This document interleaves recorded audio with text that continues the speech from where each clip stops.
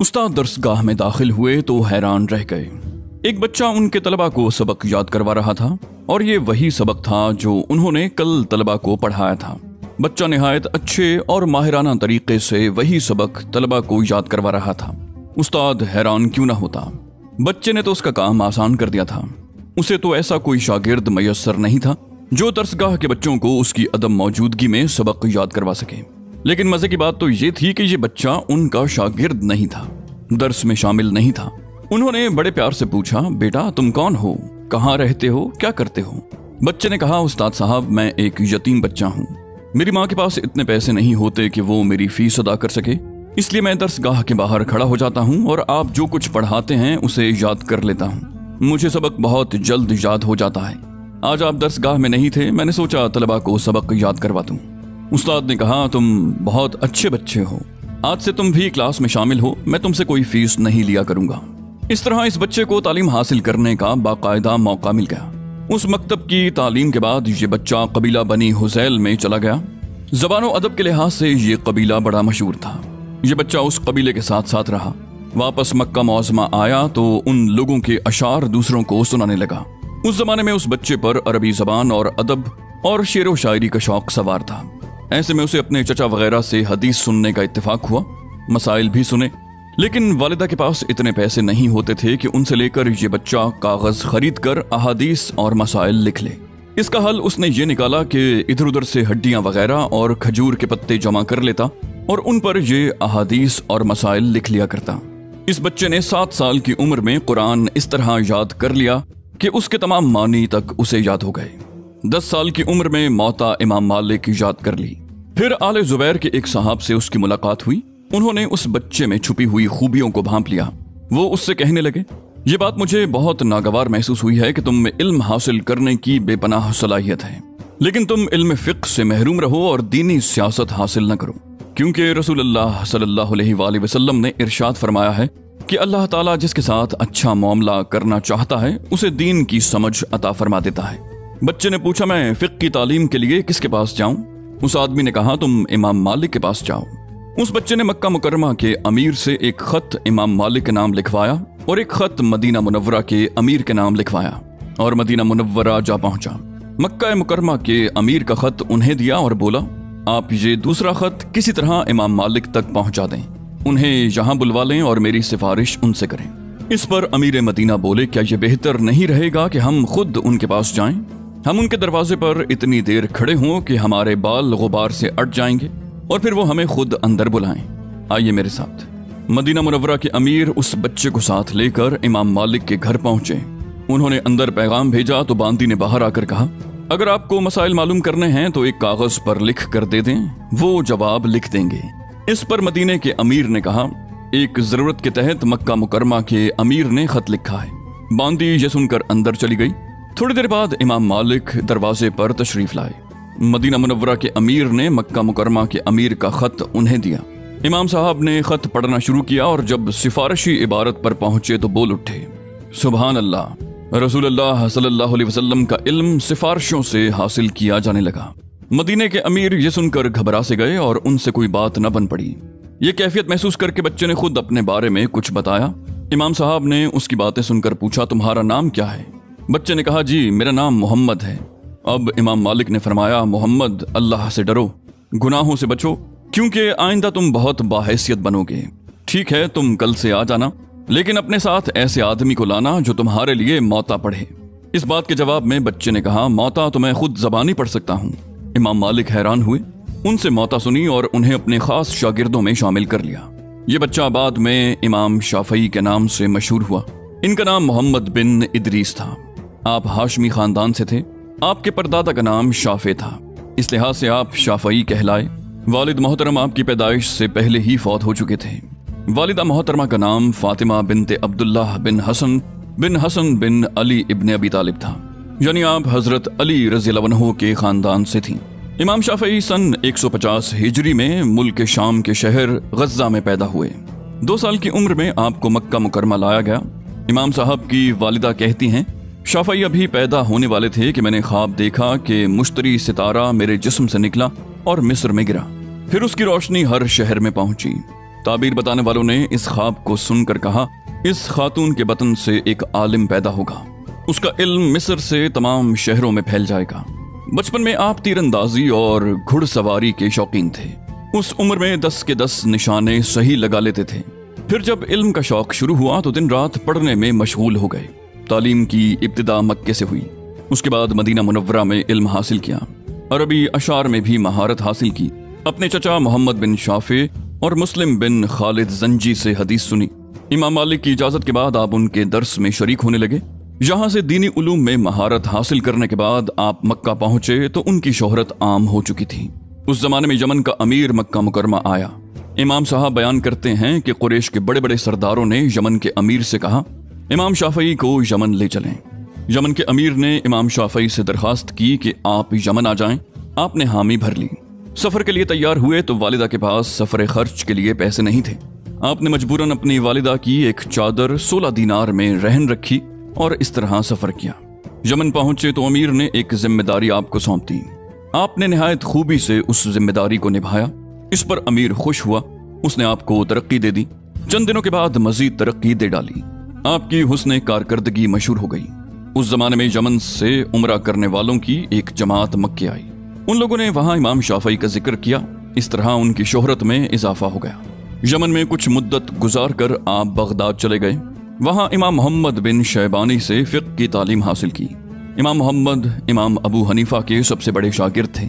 इमाम शाफई कहा करते थे, मैं इमाम मालिक फिर इमाम मोहम्मद के उस्ताद होने को तस्लीम करता हूँ। एक बार आपने बताया, मैंने इमाम मोहम्मद से एक ऊंट के बोझ के बराबर अहादीस सुनी है। आप ये भी कहा करते थे, अगर लोग फुकहा के बारे में इंसाफ से काम लें तो उन्हें मालूम होगा कि उन्होंने इमाम मोहम्मद जैसा फकीह नहीं देखा। अगर वो ना होते तो इल्म में मेरी जबान इतनी न खुलती। तमाम अहले इल्म फिक्र के इल्म में अहले इराक के मोहताज हैं। तमाम अहले इराक अहले कूफा के मोहताज हैं और तमाम अहले कूफा इमाम अबू हनीफा के मोहताज हैं। और मैंने उनके शागिर्द इमाम मोहम्मद जैसा आलिम नहीं देखा। जब मैं उन्हें कुरान पढ़ते हुए सुनता था तो यूं लगता था कि गोया कुरान उनकी जबान में उतर आया है। मैंने जिस आलिम से कोई फिक्ही और इल्मी सवाल किया, इमाम मोहम्मद के अलावा उसके चेहरे पर नागवारी के आसार ही नमूदार हुए। मैंने इमाम मोहम्मद से ज्यादा अल्लाह की किताब का जानने वाला नहीं देखा। इमाम मोहम्मद भी अपने इस लायक और फायक शागिर्द का बहुत लिहाज रखते, उनका बहुत एहतराम करते, दीन सिखाने के साथ साथ उनकी माली मदद भी करते। अबू हस्सान ज़ियादी कहते हैं, मैंने इमाम मोहम्मद को किसी की इतनी ताज़ीम करते हुए नहीं देखा था जितनी वो इमाम शाफई की करते थे। एक दिन इमाम मोहम्मद जाने के लिए सवारी पर बैठ गए। ऐसे में इमाम शाफई आ गए। इमाम मोहम्मद ने उसी वक्त सफर का इरादा मुलतवी कर दिया। सवारी से उतरकर घर आ गए और रात गए तक उनके साथ रहे। इमाम शाफई का आखिरी तालीमी सफर बगदाद में इमाम मोहम्मद बिन हसन शैबानी की दरसगाह पर ख़त्म हुआ और यहीं इमाम साहब ने फ़िक़्ह और अपने अक़वाल पर किताब तरतीब दी। उसे कौले कदीम कहा जाता है। हकीकत यह है कि बगदाद में आने के बाद ही इमाम शाफई की इल्मी शोहरत आम हो गई और एक दुनिया ने उनके इल्म से फैज़ हासिल किया। अब पहली मरतबा बगदाद में सन 195 हिजरी में आए, दोबारा सन 198 हिजरी में। बगदाद में क़याम के दौरान उनके दर्स में अदीब हजरात भी शिरकत करते थे। हसन बिन मोहम्मद ज़ाफ़रानी कहते हैं कि मैंने तो क्या, किसी ने भी उनके दौर में उन जैसा आलिम नहीं देखा। अल फजल ज़हाज कहते हैं, जिस वक्त इमाम शाफई बगदाद में तशरीफ लाए वहाँ की जामे मस्जिद में 40-50 इल्मी और दरसी हल्के जारी थे। इमाम साहब एक एक हल्के में बैठकर हाजरीन को अहादीस सुनाते। नतीजा ये हुआ कि तमाम हल्के जमा हो गए, सबका एक हल्का बन गया और ये हल्का इमाम साहब का हल्का बन गया। बगदाद में आप नासिरुल हदीस के नाम से मशहूर हुए। उस जमाने में इमाम अहमद बिन हम्बल भी उनसे बड़े अदब और एहतराम से इल्म हासिल करते थे। एक मरतबा याहिया बिन हसीन ने इमाम अहमद के बेटे सौले से कहा, आपके वालिद को शर्म नहीं आती? मैंने उन्हें इस हाल में चलते देखा है कि शाफई सवारी पर चल रहे हैं और आपके वालिद रिकाब थामे हुए पैदल चल रहे हैं। सौले ने याहिया की ये बात अपने वालिद को जाकर बताई तो इमाम अहमद बिन हम्बल ने बेटे से कहा, जाकर उनसे कह दो अगर आप फकीह बनना चाहते हैं तो इमाम शाफई की सवारी की दूसरी रिकाब आप थाम लें। हसन बिन मोहम्मद ज़ाफ़रानी कहते हैं, इमाम साहब बगदाद आए तो हम 6 तलबा उनके दर्स में जाने लगे। अहमद बिन हम्बल, अबू सौर, हारिस नक्काली, अबू अब्दुर्रहमान, मैं और एक और तालिब इल्म। इस सारी गुफ्तगू का नतीजा ये निकला कि इमाम शाफई ने मक्का मुकरमा, मदीना मुनव्वरा और बगदाद में इल्म हासिल किया। مکہ مکرمہ میں آپ نے 7 سال کی عمر میں قرآن کریم حفظ کیا اور تجوید کی تعلیم حاصل کی۔ ان کے اس وقت کے استاد قاری اسماعیل بن عبداللہ بن قسطنطین مکی تھے۔ ان کا انتقال 190 ہجری میں ہوا اور اس وقت ان کی عمر 90 سال تھی۔ امام شافعی نے نوعمری ہی میں فقہ، فتویٰ، حدیث، تفسیر، تعبیر، تیر اندازی اور شہ سواری میں اس حد تک کمال حاصل کر لیا کہ آپ بہت مشہور ہو گئے۔ ان کے اساتذہ تک آپ کی قابلیت کا اعتراف کرنے لگے۔ ابھی آپ کی عمر 20 سال تھی کہ آپ کے استاد مسلم بن خالد زنجی نے آپ کو فتویٰ دینے کی اجازت دے دی۔ عبد الرحمن بن مہدی نے گواہی دی۔ امام شافعی بہت سوجھ بوجھ کے مالک ہیں۔ بشیر مدلسی نے حج سے واپسی پر بغداد آ کر اپنے دوستوں کو بتایا، میں نے مکے میں ایک قریشی جوان دیکھا ہے، اس کی لیاقت اور قابلیت سے ڈر لگتا ہے۔ سفیان بن عینیہ کہا کرتے تھے، شافعی اپنے زمانے کے جوانوں میں سب سے افضل ہیں۔ کوئی ان سے خواب کی تعبیر پوچھتا تو کہتے شافعی سے معلوم کرو۔ عبد الرحمن بن مہدی نے امام شافعی کو ان کی جوانی کے دنوں میں لکھا، آپ میرے لیے ایک کتاب لکھیں جس میں حدیث کے تمام فنون اور فقہ کے مسائل ہوں۔ اس پر آپ نے ایک کتاب لکھی۔ اس مشہور کتاب کا نام الرسالہ ہے۔ آپ سن 199 ہجری یا سن 201 ہجری میں مصر چلے گئے اور پھر تا حیات وہیں رہے، وہیں وفات پائی۔ جب آپ مصر میں آئے تھے اس وقت بہت تنگ دستی تھی۔ مصر میں آپ کو عبداللہ بن عبد الحکم سے خاص تعلق تھا۔ آپ روزانہ ان سے ملنے کے لیے جاتے، یہاں تک کہ آپ کی وفات بھی انہی کے ہاں ہوئی۔ یہ عبداللہ بن حکم مصر کے مشہور عالم تھے اور امام مالک کے مسلک پر تھے۔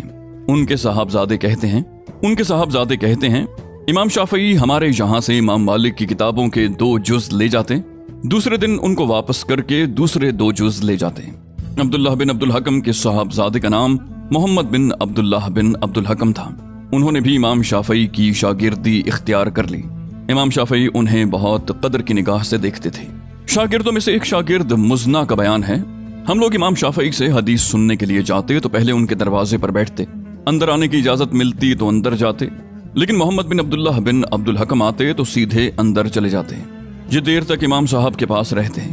امام صاحب بعض اوقات ان کے ساتھ کھانا بھی کھاتے۔ امام صاحب نیچے آ کر شاگردوں کو درس دیتے۔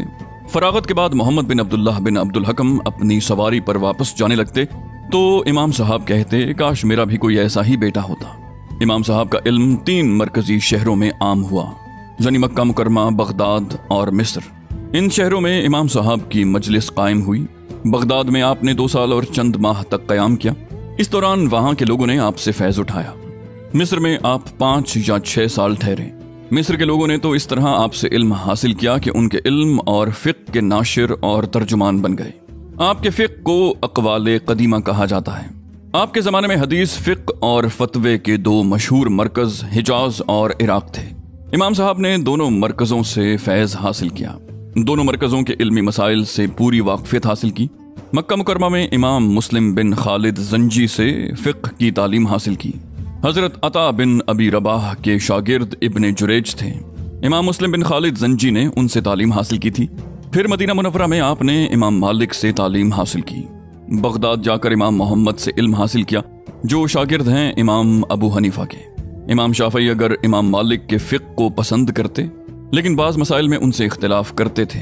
اس پر لوگوں نے اعتراض کیا اور کہا آپ امام مالک کو اپنا استاد مانتے ہیں اور ان سے اختلاف بھی رکھتے ہیں۔ اس سوال کا جواب دینے کے لیے انہوں نے کتاب لکھی۔ ابو اسحاق شیرازی کہتے ہیں اس اختلاف کے باوجود ہم امام شافعی کو امام مالک کے اصحاب میں شمار کرتے ہیں۔ اسی طرح امام مالک کے اصحاب میں سے کچھ اور حضرات نے بھی امام مالک سے اختلاف کیا ہے اور یہ اختلاف امام شافعی کی نسبت کہیں زیادہ ہے۔ امام صاحب کے درس کی مجلس اس دور کے فقہا کی طرح قائم ہوتی تھی۔ آپ اپنے شاگردوں کو نہایت شفقت، محبت اور خلوص سے پڑھاتے۔ آپ فرمایا کرتے تھے اگر میرے بس میں ہوتا کہ میں اپنے شاگردوں کو علم کھلا دوں تو ضرور کھلا دیتا۔ آپ کے درس کی جو مجلس بغداد میں لگتی تھی اس میں امام احمد بن حنبل بھی شریک ہوتے تھے۔ بغداد سے نکلتے وقت آپ ان کے بارے میں فرمایا کرتے تھے میں نے احمد بن حنبل سے زیادہ پاک، متقی، فقیہ اور عالم کسی کو نہیں چھوڑا۔ ایک مرتبہ آپ نے فرمایا 3 علماء زمانے کے عجائبات میں سے ہیں۔ ایک عربی شخص جو ایک کلمہ بھی ٹھیک سے ادا نہیں کرتا، یہ ابو ثور ہے۔ دوسرا اجمی شخص جو ایک کلمے میں بھی غلطی نہیں کرتا، یہ حسن زعفرانی ہے۔ اور تیسرا چھوٹا شخص جب وہ کوئی بات کہتا ہے تو بڑے علماء اس کی تصدیق کرتے ہیں، یہ احمد بن حنبل ہے۔ ایک مرتبہ کہا میں نے 2 آدمیوں سے زیادہ عقل مند کسی کو نہیں دیکھا۔ अहमद बिन हम्बल और सुलेमान बिन दाऊद हाशमी को। ये तमाम हजरात इमाम शाफई के शागिर्द हैं। इमाम साहब निहायत ज़हीन और फहम फरासत के मालिक थे। अबू उबैदा कहते हैं, मैंने शाफई से ज्यादा किसी को अक्लमंद नहीं देखा और ना उनसे कामिल इंसान देखा है। हारून बिन सईद एली कहते हैं, अगर इमाम शाफई पत्थर के उन सुतूनों को लकड़ी के सुतून साबित करना चाहें तो कर सकते हैं। मोहम्मद बिन अब्दुल्लाह बिन अब्दुल हकम का कौल है, अगर शाफई ना होते तो मैं कुछ न जानता, इन्होंने मुझे कयास सिखाया। यूनस बिन अब्दुल आला का कौल है, जो शख्स इनकी बातों को समझ ले वो इंतहाई समझदार है। जब आप बगदाद में क़याम पजीर थे, उस वक्त हारून रशीद ने अपने दरबार के खास आदमी फजल बिन रबी को हुक्म दिया, मोहम्मद बिन इदरीस हिजाजी को मेरे पास लाओ, यानी इमाम शाफई को। जिस वक्त हारून रशीद ने यह हुक्म दिया, उस वक्त वो अपने खास लोगों के दरमियान बैठे थे, सामने तलवार रखी थी। फजल बिन रबी डरते डरते इमाम साहब की खिदमत में गए। वो उस वक्त नमाज में मशगूल थे। नमाज से फारिग हुए तो मैंने कहा, आपको अमीरुल मोमिनीन याद कर रहे हैं। इमाम शाफई फौरन बोले, बिस्मिल्लाह। फिर दुआ पढ़ते हुए उठ खड़े हुए। फजल बिन रबी आगे आगे था और इमाम साहब उसके पीछे चल रहे थे। महल के दरवाजे पर पहुंचकर फजल अंदर आ गए। उनका ख्याल था कि खलीफा इमाम साहब के इस्तकबाल के लिए दरवाजे पर खड़े होंगे, लेकिन ऐसा नहीं था।